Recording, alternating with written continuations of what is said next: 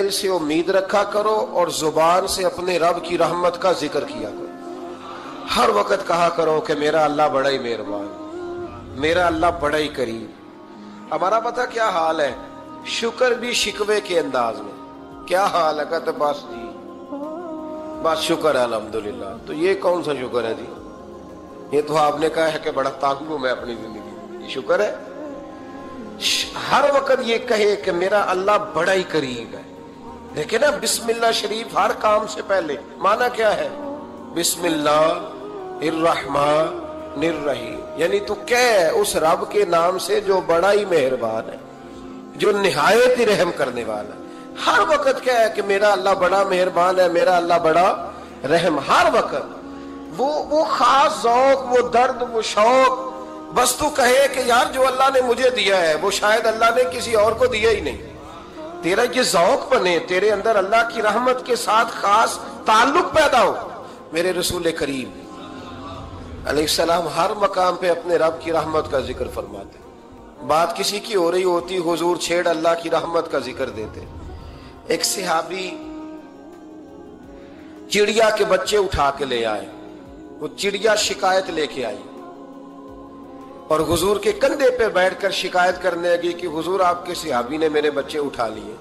بات تو چڑیا کے بچوں کی ہو رہی تھی نا. تو رسول کریم فرمانے لگے اس کے بچے چھوڑ دو. اور پھر حضور فرمانے لگے دیکھو یہ چڑیا اپنے بچوں سے کتنا پیار کرتی ہے. جب چڑیا اتنا پیار کرتی ہے تو رب اپنے بندوں سے کتنا پیار کرتا ہو. اللہ کتنی رحمت والا ہوگا. یعنی ہر بات میں رسول کریم نا ہر بات میں اللہ کی رحمت کا ذکر. ایک جنگ کا موقع ہے تو صحابہ کرام علی رضوان فرماتے ہیں کہ دوران جنگ ایک عورت کا بچہ کھو گیا اور بچہ بھی دودھ پیتا تھا. دودھ پیتا بچہ کچھ دیر ملے نا تو ماں کی چھاتیوں میں دودھ جوش مارتا ہے. دودھ پیتا بچہ کھو گیا تو عورت دیوانوں کی طرح، مجذوبوں کی طرح بچہ تلاش کرتی. میرا بچہ کبھی ادھر جاتی ہے کبھی ادھر جاتی ہے، ڈھونڈتی ہے، تلاش کرتی ہے، پریشان ہوتی. میرے رسول کریم کی نظر پڑ گئی، حضور کی نظر رحمت ہو گئی. تو محبوب فرمانے لگے صحابہ بتاؤ اس کا بچہ ڈھونڈو. ایک صحابی کہنے لگے حضور مجھے پتا ہے کہاں ہے، ابھی ملوا دیتا ہوں. تو حضور نے فرمایا یہ اپنے بچے سے کتنا پیار کرتی. عرض کی حضور نہ کوئی ماپ سکتا ہے، نہ کوئی تول سکتا ہے، نہ کوئی اندازہ کر سکتا ہے. حضور کی آنکھوں میں آنسو آ گئے. فرمایا ذرا ایک بات تو بتاؤ. یا رسول اللہ پوچھئے. فرمایا اگر اس کا بچہ اسے مل جائے تو یہ اسے آگ میں ڈالے گی؟ صحابہ عرض کرنے لگے حضور ہو ہی نہیں سکتا، یہ تو گرم ہوا نہیں لگنے دے گی. تو حضور فرمانے لگے میرا رب اس سے بہت بڑھ کر اپنے بندوں سے محبت کرنے والا ہے اور اس سے بہت بڑھ کر اپنے بندوں پہ رحم کرنے والا ہے. وہ بھی چاہتا نہیں کہ اس کے بندے جہنم میں جائیں، وہ بھی چاہتا. حضور ہر لمحہ اللہ کی رحمت کا ذکر کرتے ہیں. صبح سے شام تک نا وہ جو گھٹنا درد کرتا ہے نا اس کو مہربانی کر کے چھوڑ دیں، اور جو بچہ نافرمان ہے اس کو بھول جائیں. آج سارا دن نا اللہ کی رحمت کا ذکر کریں کہ اللہ بڑا ہی کریم ہے، اس کے فضل کا ذکر کریں. ایک کاروبار ہی نہیں نا چلتا، پیر تو چلتے ہیں نا اللہ کے فضل سے، زبان تو چلتی ہے نا، ہاتھ آنکھیں یہ سارا کچھ چل رہا ہے نا. جو شے نہیں نہ چل رہی اس کو آج چھوڑ دے، مہربانی کریں. جو ساری چل رہی ہیں اس پر تو اللہ کی رحمت کا اظہار کریں، اس پر تو غور فرمائیں. حضرت عمر کا زمانہ تھا. ایک نوجوان صحابی کا بیٹا مسجد جایا کرتا تھا، بڑا نیک تھا. ایک عورت اس کو اپنی طرف بلانے لگی، لبھانے لگی. نوجوان تھا. ایک دن دل آ ہی گیا بی بی پہ. عشاء کی نماز پڑھ کے اس کے گھر کی طرف جا رہا تھا کہ کسی قاری صاحب نے آیت پڑھ دی وَلِمَنْ مَنْ خَافَ مَقَامَ رَبِّهِ جَنَّتَانِ، جو اللہ کے سامنے کھڑے ہونے سے ڈرے گا رب 2 جنتیں عطا کرے. یہ آیت کیا سنی کہ نوجوان بے ہوش ہو کے گرا. کسی نے باپ کو خبر دی کہ تیرا بیٹا بے ہوش ہے. باپ گھر لائے، بالوں میں ہاتھ پھیرا، بیٹے کیا ہوا؟ اس نے آنکھیں کھول کے کہا ابا جی میں نے گناہ کیا نہیں، لیکن میرا قبضہ پورا ہو گیا تھا گناہ پہ. وہ بالکل راضی تھی، میں چاہتا تو میں گناہ کر لیتا لیکن میں اللہ سے ڈر گیا. کیا واقعی رب مجھے 2 جنتیں دے گا؟ تو باپ نے ماتھا چوما کا بیٹا اللہ کے وعدے بڑے ہی سچے ہیں، بڑے سچے ہیں. تو یہ تصور کر کے اللہ مجھے دیکھ رہا ہے، پھر ڈر جا، واقعی 2 جنتیں دے گا. اس نوجوان نے چیخ ماری اور روح ہی پرواز کر دی. رات کو جنازہ پڑا, دفن کر دیا. صبح حضرت عمر آئے, فرمایا اتنا نیک نوجوان تھا تو مجھے کیوں نہیں بتایا؟ میں اس کے غسل میں شریک ہوتا, کفن میں شریک ہوتا, میں جنازہ پڑھاتا. حضور بس رات دیر ہو گئی, دفن کر دیا. امام سیوطی نے لکھا, ابن کثیر نے لکھا, ابن عساکر نے لکھا, حضرت جناب عمر فاروق فرمانے لگے مجھے بتاؤ تو صحیح اس کی قبر کہاں ہے. نیک ہو کوئی بندہ تو قبر پہ جانا چاہیے. فرمایا بتاؤ قبر کہاں ہے. حضرت عمر کو قبر پہ لے گئے تو سیدنا فاروق اعظم قبر پر کھڑے ہو کے فرمانے لگے نوجوان مجھے امید ہے اللہ نے تجھے 2 جنتیں دی ہوں گی. حضرت عمر کہتے ہیں مجھے اللہ کی قسم قبر کے اندر سے بول پڑا, کامل پیرونا دے باہو قبر جنا دی جیوے. قبر کے اندر سے بول پڑا, کہنے لگا عمر امید والی بات نہیں, میرے رب کے وعدے بڑے سچے ہیں. اس نے واقعی مجھے 2 جنتیں عطا فرمائی, اس نے واقعی 2 جنتیں دی ہیں. کبھی کوئی کام تو ایسا ہو جو صرف اللہ سے ڈر کے چھوڑا جائے, ہونا چاہیے کہ نہیں ہونا چاہیے؟ آپ یقین کریں بچوں سے ڈر کے ہم نے بڑے کام چھوڑ دیے, بھائیوں سے ڈر کے چھوڑ دیے, دنیا داروں سے ڈر کے چھوڑ دیے.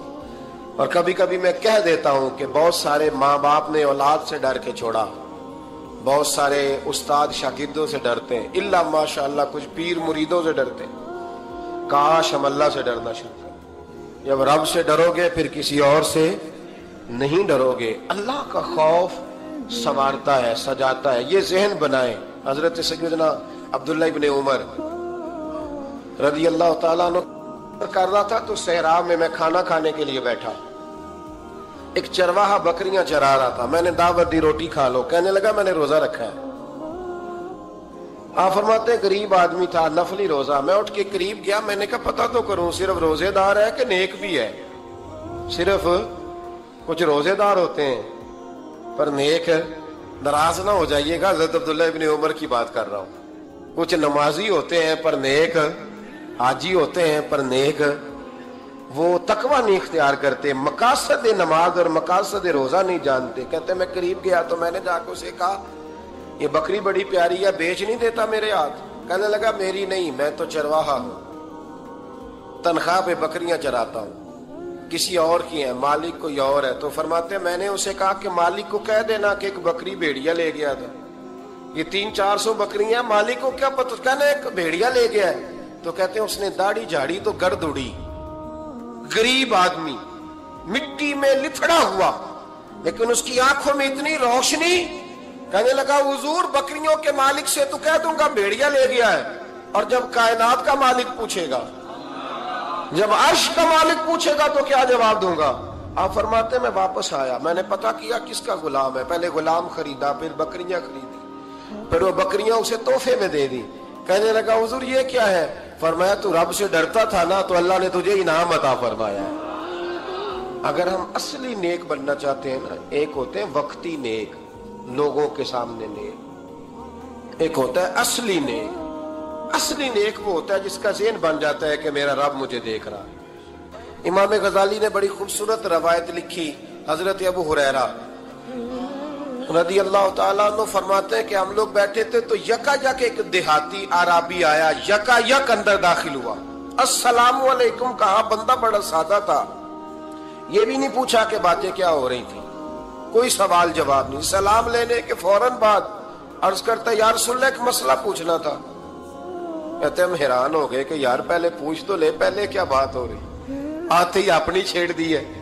ایک مسئلہ پوچھنا تو حضور نے فرمایا پوچھو. عرض کرنے لگا حضور یہ بتائے قیامت والے دن حساب کس نے لینا ہے؟ محبوب مسکرائے, فرمایا بولے آدمی سادی سی بات ہے, حساب اللہ نے لینا ہے.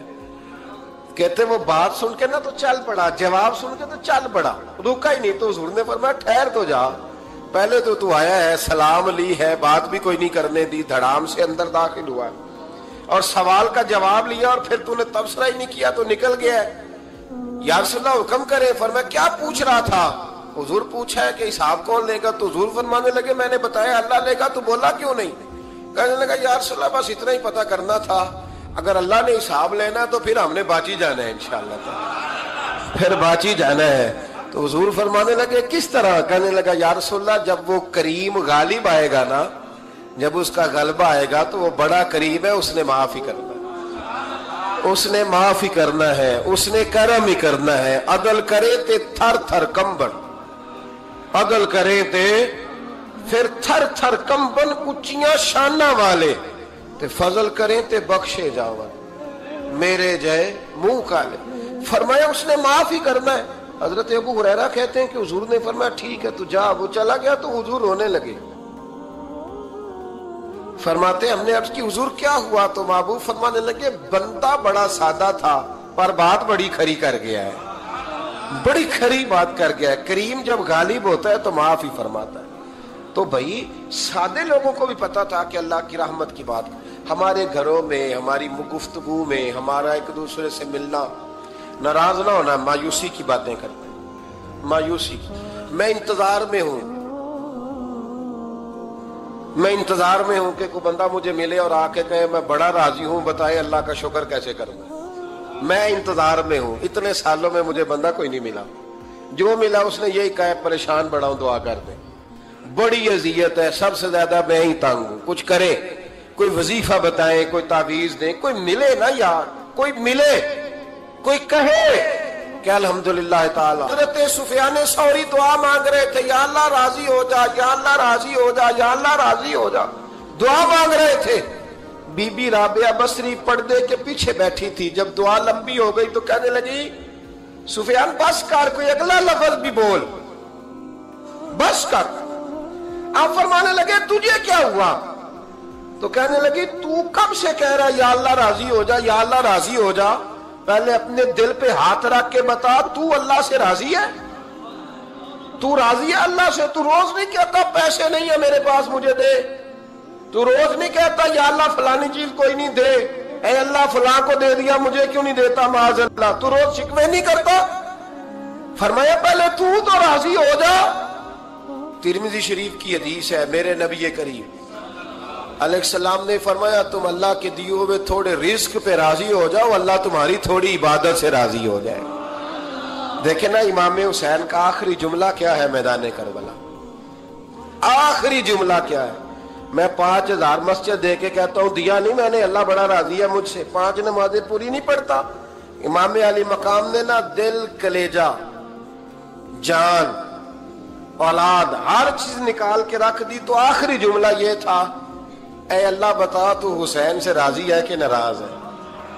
اللہ تو راضی ہے کہ ناراض ہے؟ بھائی پہلی بات رحمت الہی، دوسرا اللہ کی رضا پہ، یعنی عجیب بات ہے نا، جب اللہ کروڑوں دے تو دنیا چھپاتی ہے، اور جب تھوڑا کاروبار ٹھنڈا ہو جائے تو ساری دنیا کو دنیا بتاتی ہے۔ تو جب میں تو کہہ رہا ہوں کہ میں بندہ ڈھونڈ رہا ہوں جو مجھے ملے، آ کے کہے کہ شکر کا طریقہ بتاؤ، تو مل ہی نہیں رہا۔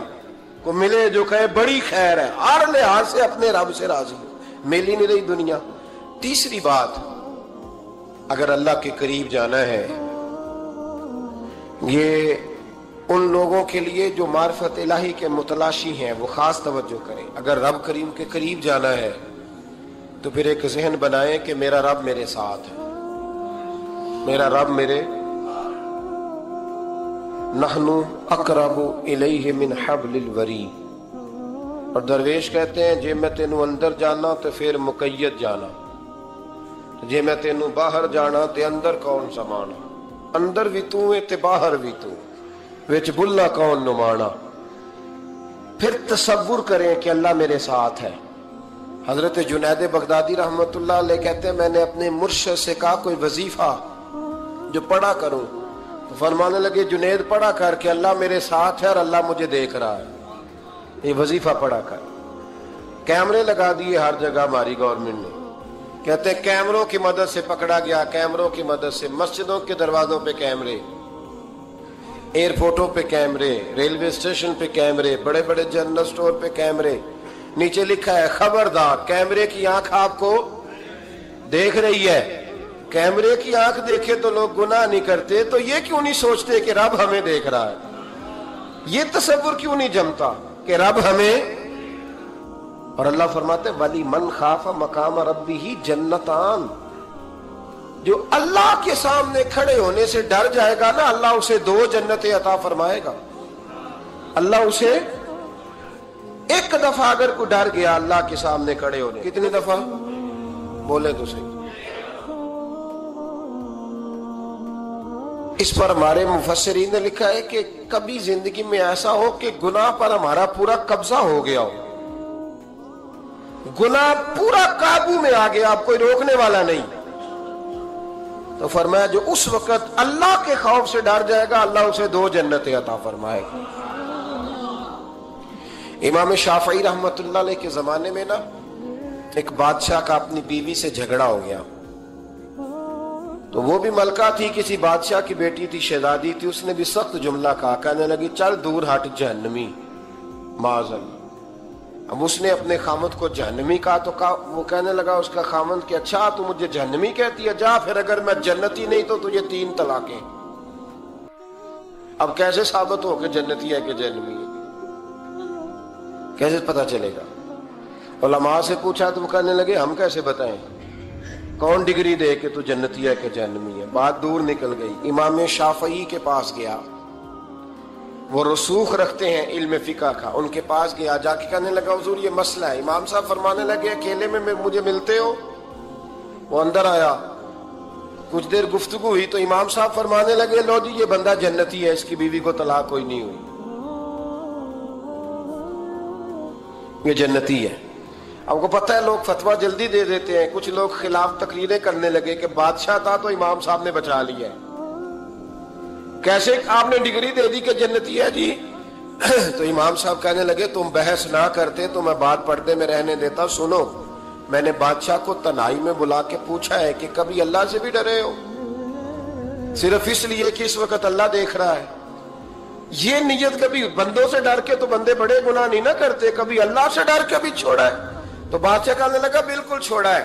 میری ایک کنیز تھی بڑی خوبصورت، غریب گھر کی ملازمہ، غریب گھرانے کی تھی۔ ایک دن میں آیا تو میرے کمرے میں صفائی کر رہی تھی، معاذ اللہ میرا اس پہ دل آ گیا، میں نے دروازہ بند کر لیا۔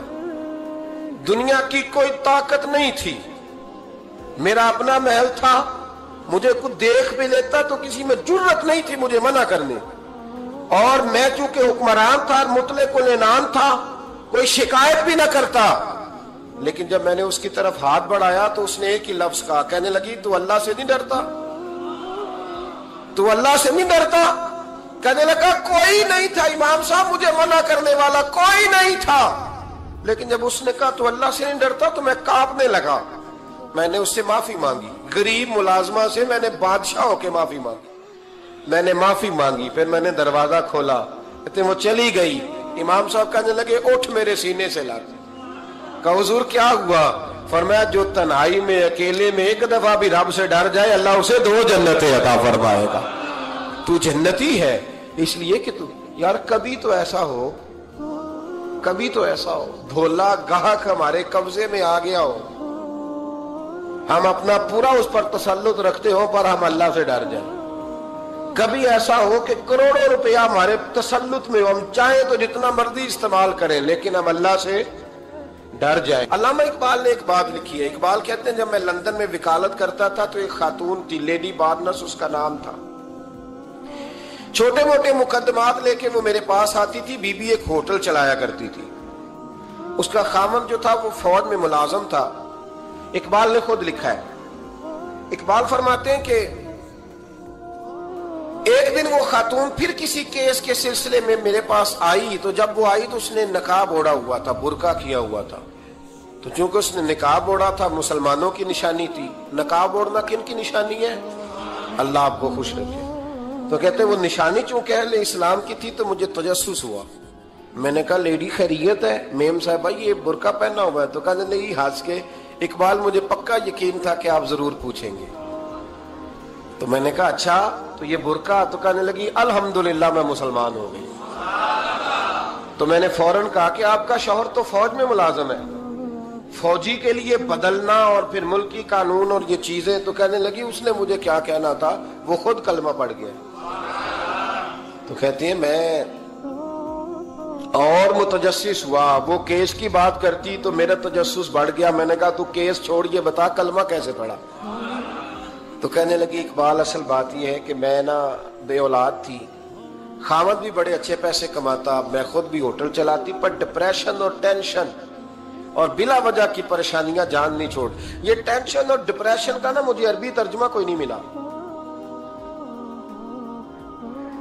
یہ ڈپریشن اور ٹینشن کا نا میں نے تلاش کیا ہے, لیکن مجھے عربی لغت کے اندر ان کے معنی مجھے لگتا ہے کہ اس زمانے میں یہ چیزیں تھی ہی نہیں. ہوتی تو ان کا کوئی نام بھی, یہ آج ہے نا تو اس لیے آج کے زمانے میں ہی نام ہے مفت کا, مفت کی پریشانی. تو کہتی ہے مجھے ٹینشن اور ڈپریشن رہتی تھی ہر وقت, بڑی میں پریشان رہتی تھی. میرے ساتھ ایک عجیب واقعہ ہوا کہ میرے ہوٹل میں نا ایک بابا جی برتن مانجتے تھے, بوڑھے آدمی تھے, 70 سال کے قریب عمر تھی. ان کا ایک بیٹا تھا, ایک بہو تھی, ایک پوتا تھا, لیکن وہ بیچارے بیٹا بیمار رہتا تھا تو لہذا وہ خود مزدوری کرتے. کہتے ہیں ایک دن وہ بابا جی میرے پاس آئے, کہنے لگے میم صاحبہ 2-4 دن کی چھٹی چاہیے. تو میں نے کہا خیریت ہے؟ کہنے لگے میڈم میرا بیٹا فوت ہو گیا. بیٹا, آپ کو پتہ ہے باپ کا جنازہ پڑھنا آسان ہے, بیٹے کا جنازہ اٹھانا بڑا مشکل کام. کہتی ہے میں کچھ لکھ رہی تھی, میرے ہاتھ سے قلم گر گیا. میں نے خود گاڑی بھیجی, بابا جی گاؤں چلے گئے جہاں وہ رہتے تھے. کہتی 2-3 دن کے بعد میں اور میرا شوہر گئے تو رستے میں ہم باتیں کر رہے تھے کہ کیا تعزیت کریں گے. ایک ہی بیٹا تھا, کوئی رشتہ دار بھی نہیں, تو اس کی تو کائنات اجڑ گئی, کن لفظوں سے اسے تعزیت کیا کہیں گے. کہتے جب ہم گئے تو وہ ٹوٹی ہوئی چٹائی پہ بیٹھا تھا, کچھ لوگ قریب تھے. ہم نے جا کے کہا بابا آپ مسلمان ہیں, ہم آپ کو کیا نصیحت کریں, ایک ہی بیٹا تھا, کہ کس طرح کر کے ہم آپ کو تسلی دے. تو کہتے اس نے آنکھیں کھولی, بوڑھی آنکھوں میں ایمان کی روشنی. کہنے لگا بی بی کیا تعزیت کی بات کرتی ہو, میں نے کوئی پیسے جمع کرا کے بیٹا لیا تھا, خدا نے فضل سے دیا تھا, عدل سے لے گیا ہے.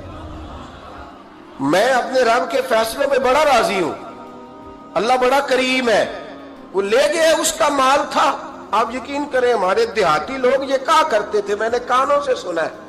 ایک بوڑھے آدمی کا ایک دفعہ بیٹا فوت ہو گیا تو کسی نے اس سے کہا بابا چھوٹی عمر میں بچہ چلا گیا تو مجھے لفظ نہیں بھولتے. کہنے لگے پتر اللہ دی فصل ہے, کچی وڈے تا بھی ہو دی. سنے آپ نے بھی کبھی یہ فکرہ, کچی وڈے تے پکی لے گئے تے تا بھی ہے جو ہو دی. تو جب اس کا جی چاہا وہ لے گیا. اللہ اکبر.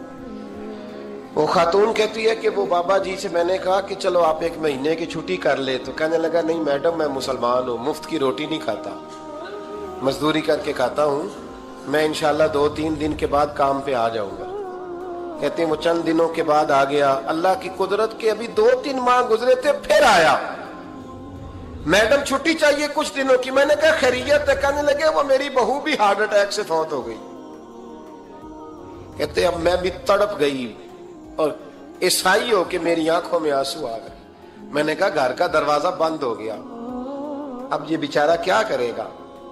وہ اپنے شوہر کے غم میں ہارٹ اٹیک سے فوت ہو گئی. کہتے ہم پھر 2-3 دن کے بعد تعزیت کے لیے گئے, پھر ٹوٹی ہوئی چٹائی, بوڑھا نہ اپنی انگلیوں سے زمین پر کچھ بنا رہا ہے. کہتی قریب گئی اور میں نے جا کے کہا بابا اب تو تسلی آپ نے خود ہی کرنی ہے, جو نظام تھا وہ تو ہو گیا. تو کہتے ہیں پھر اس نے آنکھیں کھولی, آسمان کی طرف دیکھا تو کہنے لگا بیٹی